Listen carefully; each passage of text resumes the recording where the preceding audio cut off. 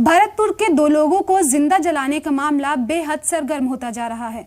AIMIM chief Asaduddin Owaisi ने मुतासिर कुनबे से मुलाकात की और इस दौरान उन्होंने स्टेट और मरकजी हुकूमत पर सवाल उठाए।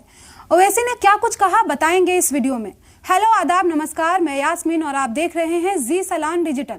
ओवैसी ने कहा कि नासिर और जुनैद का कत्ल कर दिया गया। राजस्थान की जमीन से उन्हें हरियाणा ले गए। 170 किलोमीटर दूर ले जाकर उन्हें जला दिया जाता है। लेकिन पुलिस ने क्या किया? ओवैसी ने सवाल उठाते हुए कहा कि मैं पूछता हूं कि इस मामले पर राजस्थान सरकार ने क्या किया। ओवैसी ने मजीद कहा कि ये नासिर और जुनैद का कत्ल नहीं बल्कि इंसानियत का कत्ल है।